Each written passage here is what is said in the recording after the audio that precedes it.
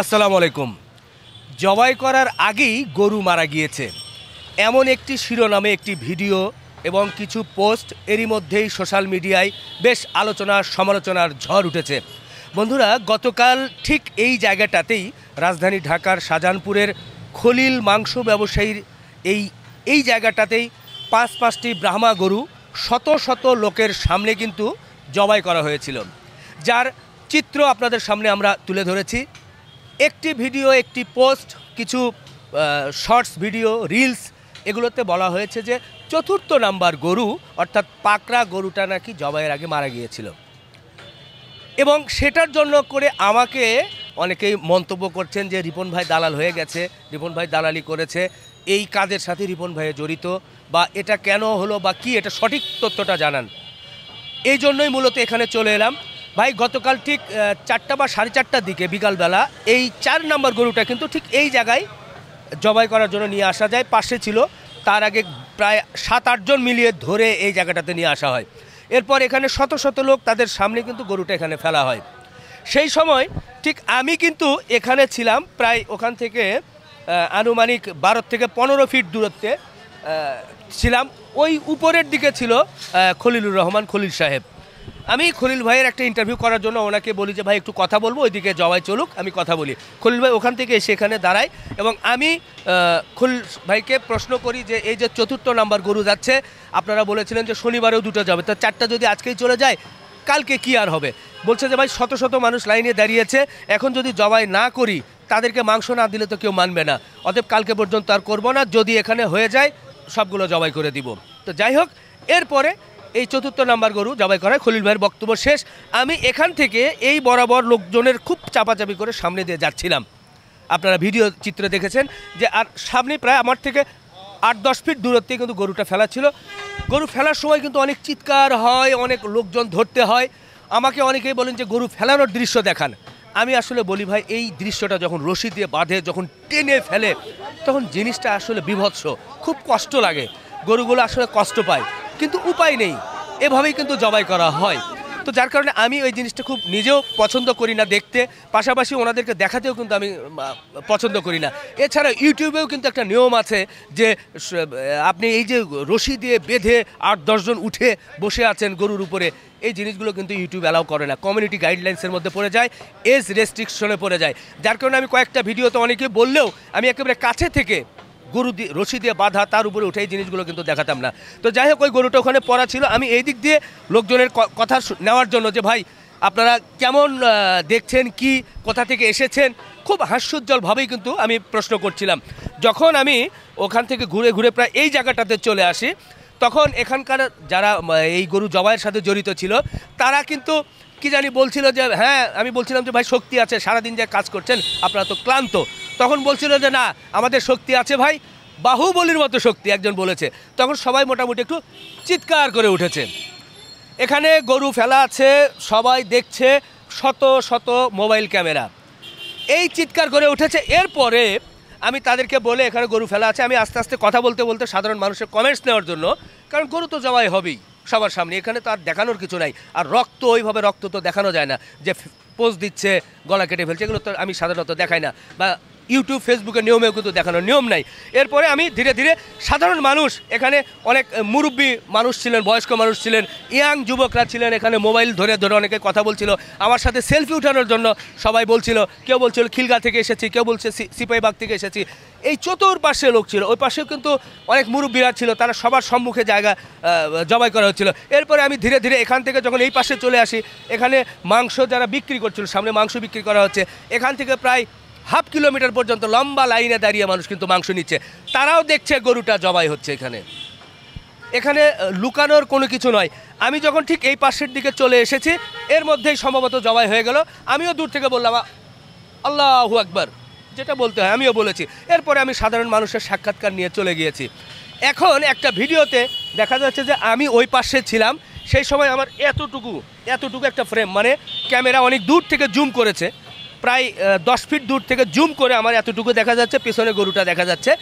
আমাকে বলছে যে আপনি চলে গেলেন, আপনি দেখলেন যে গরুটা ওখানে শোয়ানো। ভাই, গরুটা সবাই তো বেঁধে ফেলছে জবাই করার জন্য, আমি ওই দৃশ্য ওইভাবে, কোনো গরুরই নয়, কোনো গরুরই দেখা পছন্দ করি না, আমি সাধারণ মানুষের কমেন্টস নিচ্ছিলাম। আর এখানে এত চিৎকার হচ্ছিল যে 1 ফিট দূরত্বে কোন মানুষ কী বলছে সেটা কিন্তু শোনা যাচ্ছিল না। আমি সাধারণভাবেই সাধারণ মানুষের কথা শুনছিলাম এবং তাদের মতামত জানতে চাচ্ছিলাম। যাই হোক, সবার মতামত জেনে আমি চলে গিয়েছি। তারপরে সন্ধ্যার পরে পঞ্চম গরুটা জবাই হয়েছে। এখানে প্রচুর সাধারণ মানুষ ছিল। সেই পঞ্চম গরুর মাংসও কিন্তু শেষ হয়েছে। শেষ পর্যন্ত আমি ছিলাম এখানে। প্রাণী সম্পদের কর্মকর্তা, দুদকের কর্মকর্তা, এছাড়া নির্বাহী ম্যাজিস্ট্রেট সহ হাজার হাজার মানুষ কিন্তু এখানে ছিলেন। সবার সামনে এই বিষয়গুলো হচ্ছিল। কেউ কিন্তু আমাকে কোনো প্রশ্ন করেন নাই যে ভাই ওই গরুটা কিন্তু জবাইয়ের আগেই মারা গিয়েছে। আমি অনেস্টলি বলছি, উপরওয়ালা আছেন, মহান রব্বুল আলামিন উপরে দেখছেন, আল্লাহকে হাজির নাজির জেনে বলছি, আল্লাহকে সাক্ষী রেখে বলছি, আজকে দুপুর 2টার আগ পর্যন্ত জানতাম না বা আমাকে কেউ এই ধরনের প্রশ্ন করে না যে জবাইয়ের আগে মারা গিয়েছে। এত লোক ছিল, কেউ আমাকে বলে নাই। কিন্তু এরপরে সোশ্যাল মিডিয়ায় বলা হচ্ছে যে আমি দালাল, আমি এই করেছি সেই করেছি, এটা হয়েছে, ওখানে এই রকম ছিল, এটা আপনি কেন দেখলেন না? ভাই, অনেকে তো পাশ থেকে একটা কথা বলে চলে যায়, সবার সাথে অনেক সময় হ্যান্ডশেক করতে পারি না বা সেলফি উঠাতে পারি না, বা এখানে এরকম একটা, তো সেই সময় প্রশ্ন তুলতেন যে ভাই ভিডিও করেছেন বা যারা কথা বলছেন তারাও তো বলতে পারতেন যে ভাই এইরকম, আর এখানে যারা আছেন তারাও তো বলতে পারতেন যে ভাই এরকম একটা দুর্ঘটনা আমরা দেখছি। এই জিনিসটা কিন্তু তাদেরও মৌলিক দায়িত্ব ছিল সাধারণ মানুষের সামনে বলা। কমপক্ষে ভাই একটা জিনিস যদি ওরকম দুর্ঘটনা হয়েই থাকে, আমি তো কমপক্ষে বলার কথা না যে না এটা এই অবস্থায় আপনারা জবাই করেন। ভাই এরপরও আমাকে দালাল বা অনেক ধরনের প্রশ্ন করে ফেলছেন। এটা আসলে আপনারা আমাকে ভালোবাসেন, যার কারণেই হয়তো বা কিছু কিছু লোকজন এটা বলছেন। ন্যূনতম এই বিষয়টা আমি আমার চোখের মানে আমি খেয়ালই করি নাই যে এই অবস্থায়, বাধা অবস্থায়। তারপরেও যাই হোক, আসলে ওই অবস্থায় দেখলাম যে নিস্তেজ, যখন জবাই করার জন্য সব কিছু বাধা হয় তখন গরু চুপচাপ থাকে। এটা কি হয়েছে একমাত্র উপরওয়ালা জানেন। জবাইয়ের আগে তার প্রাণ ছিল কি গিয়েছে না কি হয়েছে এটা আমি বলতে পারবো না। তবে আমি এটুকু বলতে পারি, মহান রবকে সাক্ষী রেখে আমি আজকে দুপুরের আগ পর্যন্ত এ ধরনের প্রশ্ন কেউ আমাকে করেন নাই। কেউ যদি করে থাকেন, যদি প্রমাণ দিতে পারেন বা কেউ যদি আমাকে বলেন যে রিপন ভাই আপনাকে বলেছিলাম আপনি শোনেন নাই, আমি ইউটিউব জগৎ ছেড়ে দিব। তো যাই হোক, আমি আমার প্রশ্নের উত্তর আপনাদেরকে আমি যতটুকু জেনেছি, আমাকে যারা বিভিন্ন নামে অভিহিত করছেন, আমার নামে যারা অনেক রকম কথা বলছেন, ভাই ভুল যদি করে থাকি ওই রকম, আমি জেনে কখনোই কোনো ভুল করি নাই। আমি আল্লাহকে সাক্ষী রেখে বললাম, আল্লাহ পাক যদি আমি এই ভুলের সাথে যদি এরকম কোনো সাথে যদি আমি দেখে যদি আপনাদেরকে না জানাই, সেটা শাস্তি আমি পাবো। এখন একটু কিছু কঠিন প্রশ্ন করি ভাই, বা যেটা সাধারণ মানুষের পক্ষ থেকে চলে এসেছে, সেটা হচ্ছে যে অনেক খামারিরা বা অনেকের পক্ষ থেকে প্রশ্ন আসছে যে খলিল ভাই কি খামারিদের বিপক্ষে অবস্থান করলো, খামারিদের বিপক্ষে দাঁড়ালো, যে খামারিদের বড় বড় গরুগুলো নিয়ে এসে উনি মাংসের দরে বা মাংস আকারে বিক্রি করছে 1200 টাকা কেজি দরে। আচ্ছা ভাই, আজ পর্যন্ত আমি কোনো খামারের তেনে গরু আনি নাই, কিন্তু আর কোনো খামারি আমার গরু দেয়ও না। আর আপনারা যেটা শুরু করছেন বর্তমানে, আমি আজকে সকাল থেকেই আমার ফ্যামিলি আছে, আমার আত্মীয় স্বজন আছে, আমার বাংলাদেশেই জন্ম, আমার দেশ এটা, আমিও তো একটা বংশের তেনে বড় হয়েছি। তো আজকে সকাল থেকে এমন কিছু কথা শুনতেছি যে আসলে খামারিদের বিপক্ষে আমি কেন হবো? আমার সাথে তো ব্যক্তির কোনো ঝামেলা নেই। এটা তো খামারিদের গরু ছিল, বড় বড় খামারিদের গরু না তো ভাইজান, এটা হইলো গিয়ে আপনারা জানেন, পেপারও দিছে, তারপরে আমার ওখান থেকে ফোন দেওয়া হয়েছে যে খলিল সাহেব আরও অন্য অন্য লোক আসবে, আপনি কি আসবেন নাকি? আমি অবশ্যই আসবো, যেহেতু এটা একটা বিশেষ গরু, মানে নিলাম হবে। তা আমি দেখছেন আপনারা নিলামে অনেক লোকজনও ছিল, অনেক লোকজন, মানে কি আপনাদের এই যারা মাংস ব্যবসায়ীও ছিল, ওই এলাকার লোকজনও ছিল, আবার এবং সবার সম্মুখে ডাক হয়েছে, এটা একটা একটা করে ডাক হয়েছে। আপনারা দেখছেন যে প্রতিটা গরু একটা একটা করে ডাক হয়েছে। তা আমি খামারিদের সাথে আমার কিসের ঝামেলা বলেন? এই যে খামারিদের সাথে যে বলেন আপনারা, আমার যে এই যে আপনারা ভিলেন বানা দিচ্ছেন, হ্যাঁ, আমি এত ভালো করতে যাই এতটাই খারাপ হয়ে গেলাম যে খামারিদের দুশ্মনের প্রধান মানে বানায় লাইতেছেন। আমি কেন খামারিদের সাথে দুশ্মন হব?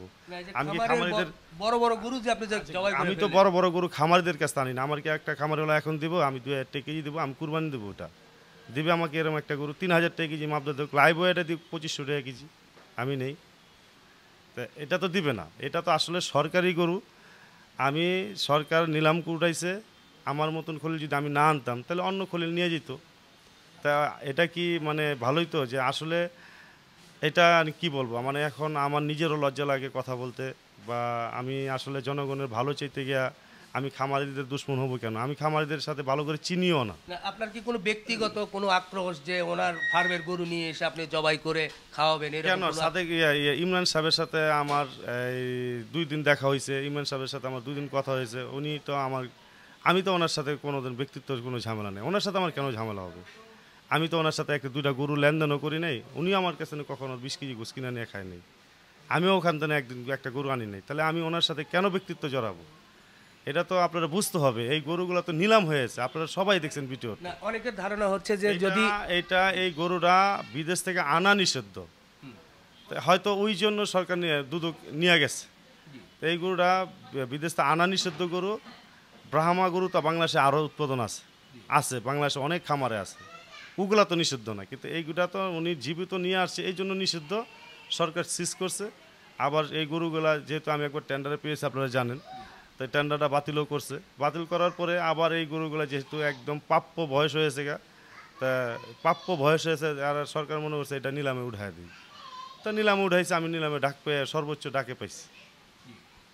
এই তো ভাই, আমি খামারিদের সাথে আপনার খামারিদের সাথে আমার একটা দূরত্ব সরাইতেছেন কেন? ওনারা আমার ভাই না? তো ওনারা তো আমার ভাই। ওনার খামার না থাকলে কি দেশ চলবে বলেন? না, সেটাই। তবে অনেকে প্রশ্ন তুলছে যে এই গরুগুলো যদি খামারিয়ে থাকতো তাহলে হয়তোবা আরও অনেক কিছু হতো, এখান থেকে বীজ নিয়ে আরও অনেক গরু আসতো। সেই জায়গাটা খলিল ভাই গরুগুলো নিয়ে এসে একবারে জবাই করে গোশত খাওয়ায়। এটা তো বীজ আর হবে না। এটা তো বীজের একদম 2 বছর আগেই বীজ শুকানো শেষ হয়ে গেছে, যতটুকু আমি জানতে পারলাম। বয়স হয়েছে, আমরা যতটুকু, আমি তো আসলে এগুলো নিয়ে লেখাপড়াও করি না, এগুলো জানিও না। মানে আপনার বিষয় হচ্ছে টেন্ডার হয়েছে, আমি টেন্ডার সরকারে ডাকছে, আমি গেছি, আমি টেন্ডার আনছি, জনগণ আমার মধ্যে খাইবো। হ্যাঁ, এই গরু গোশটা মানে কম মূল্যে খাইবো, এই জন্য আমি টেন্ডারে নিয়ে আসছি। আমি তো কম মূল্যে বিক্রি করছি ভাইজান, আপনারা তো দেখছেন। 1200 টাকা কম না ভাই? এটা ভাই 1200 টাকার গরু, আপনি বলেন, আপনি দিকটা বলেন। ধরেন আমি বেশি বিক্রি করছি। আমি ব্যক্তিগত উত্তর দিতে গেলে মুশকিল। অনেকেই প্রশ্ন তুলছে যে 1200 টাকা 1200 টাকা কেজি তো করাই পড়ছে ভাই। এটা 1200 টাকা করাই পড়ছে, সব কাগজপত্র আছে না? আপনার ওনারা খোঁজ খবর নিয়ে দেখুক। তা এটা একটা জিনিস হলো যে পর্যাপ্ত লোক আছে আমার, এই পর্যাপ্ত লোকেদের খরচ আছে, একটা বিশাল একটা খরচ আছে, আপনারা জানেন। সব কিছু মিলে তো আমি প্রফিট করি নি। এটা যদি আমি প্রফিট করতাম তাহলে আপনারা আমার দোষী সাব্যস্ত করলে আমার কোনো আফসোস থাকতো না। আমি যদি প্রফিট করতাম তাহলে তো 2200 টাকা কেজি এভাবে সিরিয়াল দিয়ে খাইতো। খলিল ভাই, আরেকটা মৌলিক প্রশ্ন এরই মধ্যেই আজকে দুপুরের পর থেকে আমি দেখতে পেয়েছি, সেটা সোশ্যাল মিডিয়ায় একটা প্রশ্ন, একটা ভিডিও ফুটেজ বা একটু স্টিল ছবি দিয়ে অনেকেই এত বেশি মন্তব্য করছে, যেটা আমি উত্তর করার একটু চেষ্টা করেছি। আপনার কাছে জানতে চাচ্ছি যে গতকাল 4র্থ নাম্বার একটা গরু, অর্থাৎ পাকড়া গরুটা জবাই করার সময়, জবাইয়ের পূর্বেই নাকি গরুটা মারা গিয়েছিল, এ ধরনের একটা ভিডিও ফুটেজ আসছে। আপনি এটার উত্তর কি দেবেন? আসলে এইখানে ছিল হাজার হাজার লোক, এবং সরকারি কর্মকর্তা লোক ছিল, দুদক ছিল, ম্যাজিস্ট্রেট ছিল, প্রতিটা গরুতে ওনারা কিন্তু দাঁড়ানো ছিল, আপনি দেখেছেন। আর সবচেয়ে বড় কথা হলো এখানে জনগণ ছিল, হাজার হাজার জনগণ ছিল। তো এই জনগণের সামনে গোটা খাম্বার থেকে ছুটায় আইনা, আপনার ভিডিওতে আছে, বান্ধার পরে ওরা তাড়াতাড়ি করে, আসলে এটা একটা বিশাল আকারের গরু। এটা বিশাল আকারের গরু কালকে আনার পরশুদিন আনছে, পরশুদিন তো বিকেল, পরশুদিন সকালতে এটা নিয়ে আমরা দৌড়াদৌড়ি করছি। এই গরুটা পরশুদিন তো না খাওয়া, কালকে এই বৃহস্পতিবারে খায় নাই, কালকে সারা রাত খায় নাই। তো কালকে এটা 4টা না 5টার দিকে মনে হয় গরুটা জবাই হয়েছে। তারপরে দেখছেন তো গরুটা আনছে, কত দুষ্ট গরু, কতবার ছুটে গেছে, এই ভিডিওগুলো আপনার কাছে আছে। তো গরুটা ফালানোর পরে যে ভাগের মতো হুঙ্কার দিতেছে, হ্যাঁ, যে ওর গলা দেখছেন, হুঙ্কার দেয় আর জিব্বা বাড়ি করে, তারপরে কিন্তু দেখছেন এটা আপনার ভিডিওতেও আছে। তো ওই গরু মরে কীভাবে জনগণের সামনে? তো জনগণ কি এই গরু আমার জবাই করতে দিত? আপনার কি ধারণা? না, ওখানে সবাই ছিল। আমি আমার মতো করে আমি যেটা দেখেছি ভাই সেটাই তুলে ধরেছি। উপর আল্লাহকে হাজির নাজির জেনে আমি কথা বলেছি। এখন আপনার কাছে সাধারণ মানুষ জানতে চাচ্ছিল, একটা মৌলিক প্রশ্ন যেহেতু নিয়ে আসছে, তো যার কারণেই আমি আপনাকে কাছ থেকেও জানতে চাচ্ছি সাধারণ মানুষ এই বিষয়ে আসলে আপনার কাছে ক্লিয়ার। আসলে সাধারণ জনগণের বা সাধারণ মানুষরা আমি বলি, আসলে এটা আপনাদের সামনেই জলটা জবাই হয়েছে এবং আপনারা ছিলেন, উপস্থিত ছিলেন। আর এই একটা গরু আল্লাহ না করুক যদি এরকম হয়ে থাকতো, এই পয়সা কি আমি খাবো বা আপনাদের খাওয়াবো? এটা কি আপনাদের ধারণা? এটা যদি আমি একটা লুকোচুরি একটা জায়গায় জবাই করতাম বা এই গোপনে একটা ভিডিও করে আমার ধারণ করছে যে খলিল সাহেব এই কাজটা করছে, এটা জনসম্মুখে করা হয়েছে, জনসম্মুখে করা হয়েছে, সব কিছু জনসম্মুখের মাধ্যমে করা হয়েছে। তাহলে যে সময় এই কাজটা যদিও হয়ে থাকে, তাহলে যে ভিডিওটা করছে সে ইউটিউবে ধরলো না কেন? কেন ধরলো না? আমার প্রশ্ন এইটা। ওনার বিরুদ্ধে আইনত ব্যবস্থা নেওয়া দরকার, এটা আমি মনে করি। ওনার বিরুদ্ধে আইনগত ব্যবস্থা নেওয়া দরকার, কারণ এখানে জনগণ ছিল, সবচেয়ে বড় যেটা জনগণ ছিল, হাজার হাজার জনগণ ছিল, দুদক ছিল, ম্যাজিস্ট্রেট ছিল, আপনার এই প্রাণী সম্পদের ঊর্ধ্বতন কর্মকর্তারা ছিল। তাহলে ওনারা নিজে উপস্থিত দাঁড়ানো, তা একটা এত বড় বিশাল গরু, এই বিশাল গরু ওজনের গরুটা ফালাইলে এরকম হুঙ্কার করে ডাকতে থাকে, এক পর্যায়ে হরান হয়ে জায়গা দুষ্টমি করতে করতে।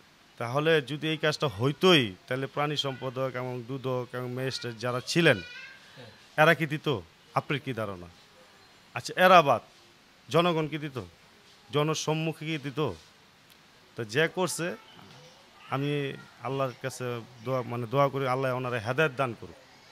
আমি তো ওনারা কিছু বলতে পারবো না, কিছু করতেও পারবো না, আমি ওই ধরনের লোকও না। কারণ আমি আজও পর্যন্ত কারোর সাথে ঝগড়া মিটি নেই, জড়াই নেই, আদৌ না। আমি কারোর সাথে আজও পর্যন্ত একটা শালা করে বকা দিইনি।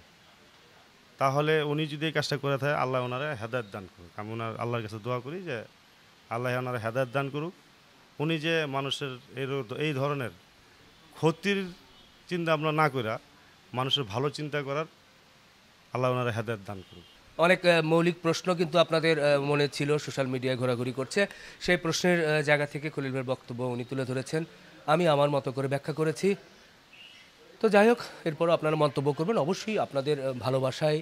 আমরা আরেকটা কথা হলো, দেখেন আপনি, এই যে আমার একটা ব্যক্তির সাথে জড়াই দিতেছে, আমার খামারেলাদের সাথে জড়াই দিতেছে, আমার ভিলেন বানায় দিচ্ছে। আসলে এই গরুটা যদি আমি কি আইনে কি এতই অপরাধ করে আলাইছি যে আমি তো এটা সরকার থেকে এনেছি ভাই, এটা তো নিলামে উঠছে, ওপেন ডাক হয়েছে, সর্বোচ্চ মূল্যের সর্বোচ্চ দামের মূল্যে আমি পেয়েছি। আসলে এটা আমি অনেক কীভাবে নেব, এবং আমি মানে এখন আমি কিভাবে চলাফেরা করব? আমি তো একটা ব্যবসায়ী। তো এই যে ব্যক্তির সাথে জড়াইতেছে, এইগুলা কেন হচ্ছে? আমি কি তাহলে এতই ভুল করলাম যে আমি সাধারণ জনগণের জন্য একটা ভালো জিনিস করতে যাইয়া আমি একটা ভিলেন হয়ে গেলাম গা? একটা ব্যক্তির সাথে জড়াই দিতেছে, তারপরে আমাকে মানে অনেক ধরনের দিক দিয়ে একটা প্রেশার চাপ সৃষ্টি করতেছে। এটার কারণ কি? এবং আমার নিয়ে কার্টুনও তৈরি করতেছে, কার্টুন তৈরি করে করে বিভিন্ন লেখালেখি করতেছে। আমি তো ভাই একটা ফ্যামিলিতে বড় হয়েছি, আমি তো ভাই আমার একটা গোষ্ঠী আছে, আমার একটা ফ্যামিলি আছে, আমার একটা সন্তান আছে। ঠিক আছে খলিল ভাই, নিশ্চয় দর্শক আপনারা এই কথাগুলোর মাধ্যমে সকল প্রশ্নের উত্তর পেয়েছেন। এরপরেও আপনারা আপনাদের মতো করে বিশ্লেষণ করবেন, মন্তব্য করবেন। ভালো থাকবেন, শেষ করলাম, আল্লাহ হাফেজ।